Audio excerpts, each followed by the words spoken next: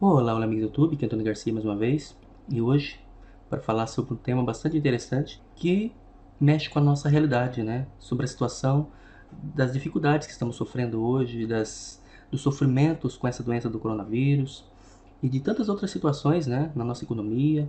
Então nós vamos conversar sobre o tema seguinte: os males que nos acontecem é um castigo de Deus? Então, se você atenta para esse tema, fique até o fim do vídeo, que vai ser muito interessante. Antes, gostaria de pedir para você que se inscrevesse no nosso canal, clicando no botãozinho vermelho aqui abaixo do vídeo.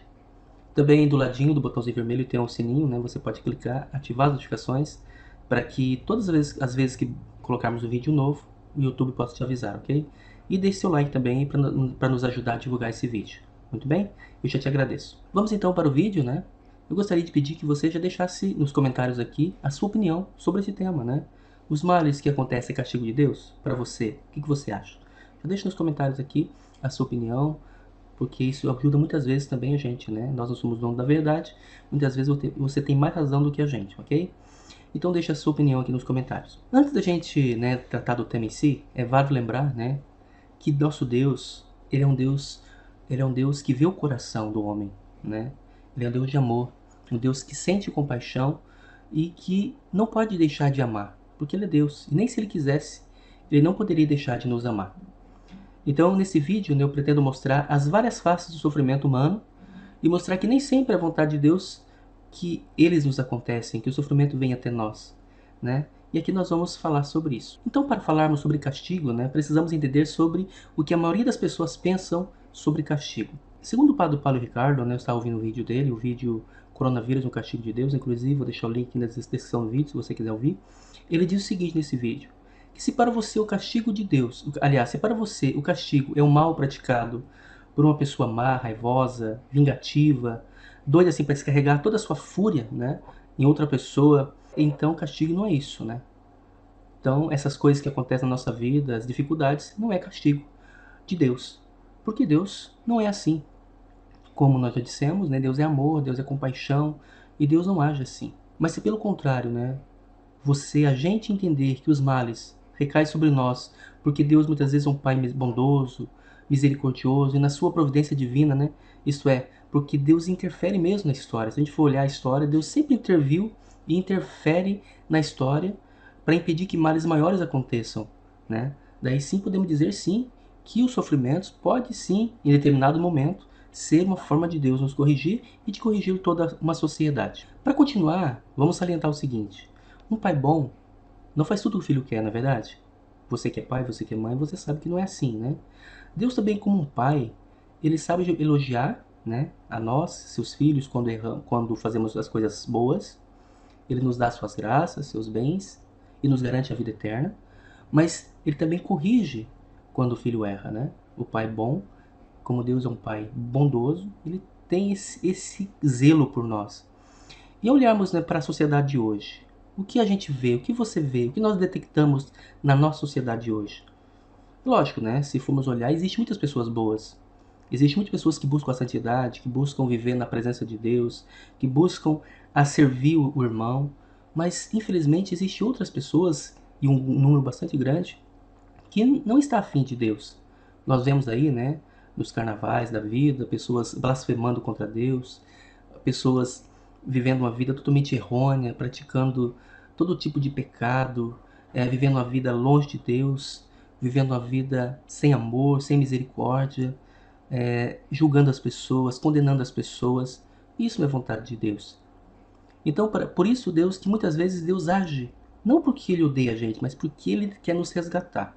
E como Ele ama, muitas vezes a forma que Ele encontra é de nos fazer sofrer para a gente começar a compreender o caminho e voltarmos, né? A gente vê a história do filho pródigo, né?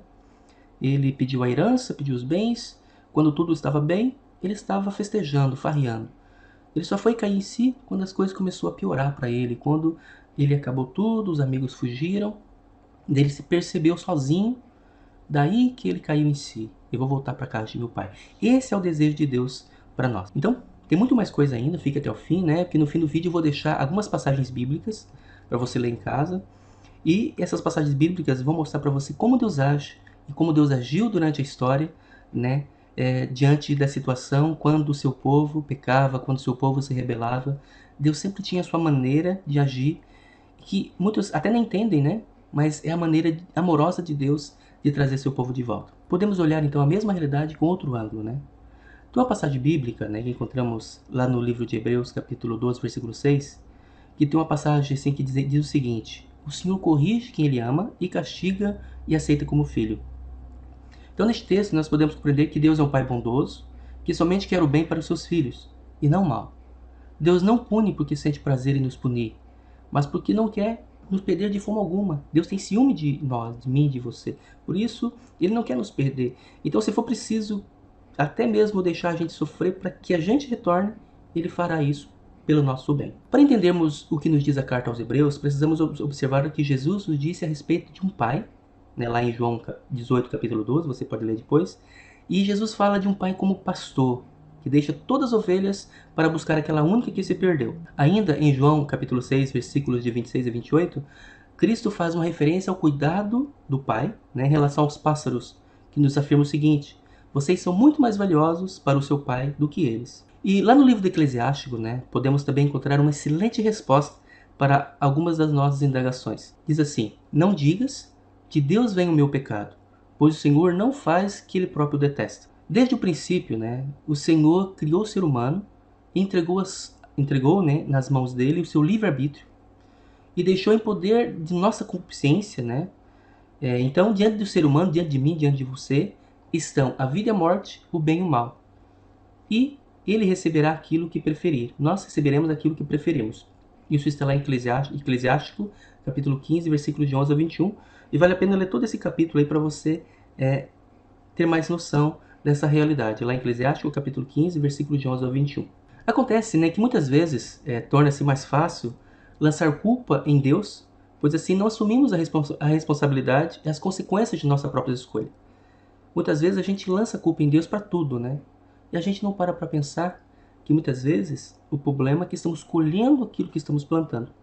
O Senhor nos dotou de inteligência, né, e de consciência para entendermos os resultados de nossos atos.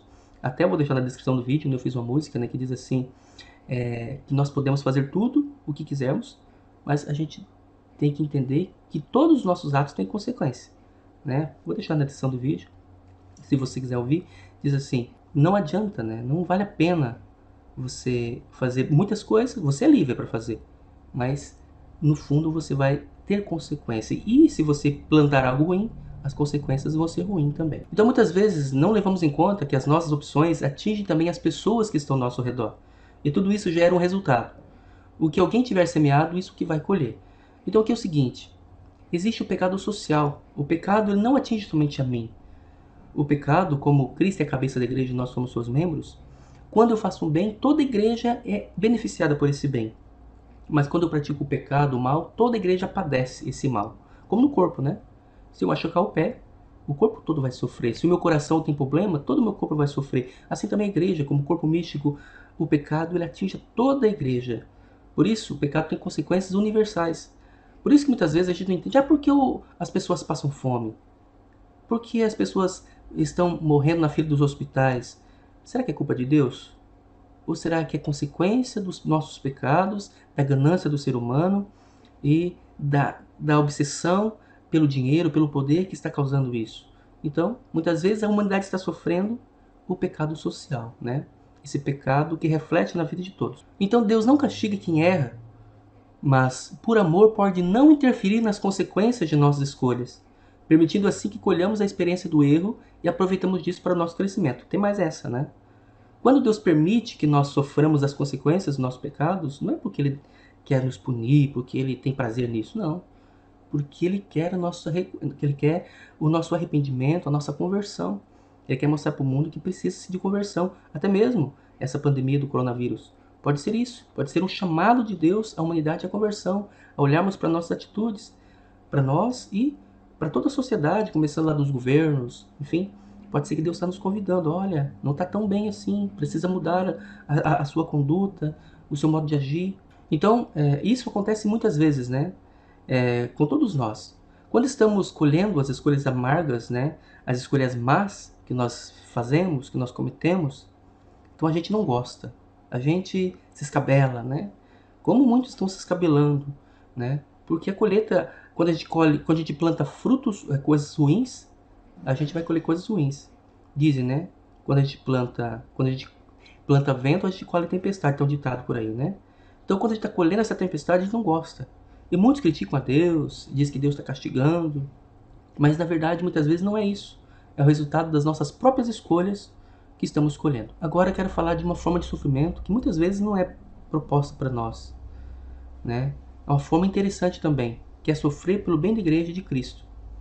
Muitas vezes a gente escuta as pessoas dizerem assim: se o sofrimento, né, é por causa das consequências de nossas más escolhas, ou por causa da situação do mundo que estamos vivendo, do pecado social, ou dos nossos próprios pecados, por que então os inocentes sofrem? Muitos perguntam isso, né? Muitos fazem esse questionamento. Por que tanta gente inocente sofre? Então a razão é simples. Tem muitas pessoas, né, como muitos santos, exemplo do próprio Cristo, né, que morreu sem dever nada, sofreram, e muitos ainda sofrem, né, por amor aos outros. Isso não é tão fácil compreender, né? Porque somente compreende isso quem tem uma alma totalmente ligada a Jesus, como os santos, né? Eles tinham uma mística, eles rezavam muito, tinham uma força interior, e o Espírito Santo os conduzia a isso, né? E como testemunha São Paulo em Colossenses capítulo 1, versículo 24: agora me alegro nos sofrimentos suportados por vós. O que falta as tribulações de Cristo completo na minha carne, por seu corpo que é a igreja. Veja que São Paulo disse, né? Que ele alegrava nos sofrimentos suportados por amor à igreja, né? E ele diz ainda, o que faltava as tribulações de Cristo, ele completava na sua carne para a sua igreja. Isso corrobora, né, com as aparições de Fátima, que ela dizia aos pastorinhos, que muita gente se perde porque não tem pessoas que sofrem, que oferecem penitências pelas almas que estão longe de Deus. Nossa Senhora pede para os pastorinhos, para os 3 pastorinhos, oferecer sacrifício, rezar pelas almas que estão sofrendo. E muitas almas, muitos santos entenderam isso e fizeram isso. Ofereciam, né, toda a sua vida, todo o seu sofrimento, ofereciam até mesmo as dores em favor das pessoas. Temos então, né, nesse ponto, o exemplo de tantos santos e santas, né, como por exemplo São Padre Pio. Vou fazer um vídeo só sobre São Padre Pio. Ele era fantástico, né? Ele tinha uma vida cheia de sacrifícios em favor dos filhos, em favor dos seus filhos espirituais, né? E não só São Padre Pio, se vamos ver na história da igreja, existem tantos outros santos maravilhosos, né, como a Santa Dulce dos Pobres, a santa brasileira que foi canonizada há pouco tempo, todos os apóstolos, Santa Teresinha do Menino Jesus, enfim, tantos outros. Se formos ver a história de cada santo, a gente vê uma história de sacrifício e de luta em favor dos cristãos. E eles sofriam, mas sofriam feliz. Veja a história de Santa Rita, né? Uma mulher que sofreu até o fim, mas sofreu por amor, como Cristo, né? Cristo padeceu as piores torturas, mas Cristo morreu porque amava de uma forma incondicional a todos nós, e ele sabia que o seu sacrifício traria salvação ao mundo inteiro. Então São Paulo, né, ele sofreu mais do que a maioria de nós por causa de Jesus, como eu já disse nos apóstolos, outros santos. Mas São Paulo, ele sofreu demais. E ele disse isso, né, aos cristãos de Filipos: porque vos foi concedida a graça de padecerdes por Cristo, e não somente de crerdes nele, está lá em Filipenses capítulo 1, 29, a palavra concedida aqui significa mostrando o favor, dado livremente como um presente. Paulo não apresenta sofrimento como uma maldição, mas como um benefício, né? Para muitas igrejas neopentecostais aí, né, eles pregam como que o sofrimento fosse um castigo, não, o sofrimento para os santos não era como um castigo. São Paulo está dizendo, né? O sofrimento bem direcionado, ele é uma graça. O sofrimento pode assumir muitas formas. No início eu dizia isso, né? Ao escolher obedecer o Senhor Jesus Cristo, estamos nos posicionando em desacordo com o mundo. A gente sabe, né, as ideologias do mundo atual e de todas as eras, né? Geralmente a ideologia do mundo é pecaminosa. Se formos olhar na nossa história agora, é pior ainda, né? Então, Gálatas 1 a 10 diz o seguinte: porventura procuro eu agora o favor dos homens ou de Deus? São Paulo está dizendo, ele faz uma pergunta. Ou procuro agradar aos homens? Se agradasse ainda aos homens, não seria servo de Cristo. Ao aderir de perto os ensinamentos da Bíblia, estamos nos posicionando para sofrer rejeição, zombaria, solidão e traição. Porque as pessoas que são contrárias ao plano de Deus, eles não aceitam a vontade de Deus. E mais nesses tempos que estamos ouvindo os rumores aí, né, de um governo mundial, de pessoas querendo assim unificar tudo, procurando acabar com a religião, acabar com o cristianismo. Precisamos ficar firmes nisso, né? Quando a gente for ir para o lado de Cristo, decidir para o lado de Cristo, nós vamos sentir isso na nossa pele, né? Essa rejeição, essa zombaria. Hoje já estamos sentindo. Nós que somos cristãos já sentimos essa rejeição, né? Muitas vezes por muitas áreas que nos chamam de tapados, de ignorantes e não nos aceita porque acham que nós somos fanáticos, né? Mas nós não somos fanáticos, nós somos amantes da palavra de Deus e servos de Jesus Cristo. Muitas vezes a mais cruel perseguição vem daqueles que se consideram espirituais, mas definiram a Deus de acordo com as suas próprias ideias. Se optarmos por tomar uma posição em favor da justiça e a verdade bíblica, podemos garantir que vamos ser mal interpretados, ridicularizados ou pior. Precisamos ter em mente que nenhuma ameaça de sofrimento impediu os apóstolos de pegar a Cristo. Isso não pode ser uma ameaça para nós e termos medo. Nesses tempos, muito mais ainda, né? Nós temos que ter coragem. Na verdade, Paulo disse que por perder tudo valia a pena, para o conhecer e o poder da sua ressurreição e a comunhão dos seus sofrimentos, conformando-me com ele na morte. Está em Filipenses 3,10. Nós vemos lá em Atos, capítulo 5, versículo 41, né, a descrição da reação dos apóstolos depois de terem recebido uma outra surra por causa do nome de Jesus. Veja como foi. Chamados apóstolos, açoitaram-nos e, ordenando-lhes que não falassem em nome de Jesus, os soltaram. E eles se retiraram do sinédrio, regozijando-se por terem sido considerados dignos de sofrer afrontas por esse nome. Veja como é interessante. Os apóstolos, eles sentiam alegres por ter sido dignos de sofrer pelo nome de Cristo. Veja as faces do sofrimento. Então o sofrimento não é essa coisa. Se a gente souber direcionar o sofrimento, quando a gente estiver sofrendo, eu sei que ninguém gosta de sofrer, ninguém é masoquista, né? Mas não é questão de gostar de sofrer. Se a gente querer, o sofrimento vem até nós. Então, é sabedoria da nossa parte, quando o sofrimento vem, a gente direcioná-lo. Falar assim, eu vou oferecer o meu sacrifício pelo Cristo, pela igreja, e buscar, lógico, os meios, como se for, por exemplo, uma doença, procurarmos os meios de se solucionar. Mas até que se solucione, né, a gente vai oferecendo, unindo os nossos sofrimentos à cruz de Cristo. Então esse é um tema bastante complexo, né? Eu vou fazer outros vídeos para explanar melhor sobre a questão do sofrimento, mas basicamente é isso que nós falamos até aqui, ok? Para finalizar, né, nesse tempo difícil que nós estamos vivendo, de coronavírus, de tantas situações difíceis, é importante que busquemos a oração, a confiança em Deus, né? Busquemos assim essa força que vem do Espírito Santo e fazer sempre a nossa parte, né? A oração nos fortalece, nos ajuda a termos um coração mais parecido com o coração de Jesus, que com mais solidariedade e menos pecado. Evitar o pecado e buscarmos a conversão a cada dia. Então esse é o vídeo, né? E já quero pedir que inscreva, ative as notificações, deixe seu like para que o YouTube possa lhe avisar quando postar novos vídeos. E preparem-se, né? No próximo vídeo eu vou falar sobre as aparições de Nossa Senhora, que apareceu, né, lá em Paris, em 1830, e falar um pouco sobre a Santa Catarina de Labouré e sobre a devoção à medalha, né, milagrosa que Nossa Senhora recomendou, ok? Então, muito obrigado se você ficou até aqui e até o próximo vídeo.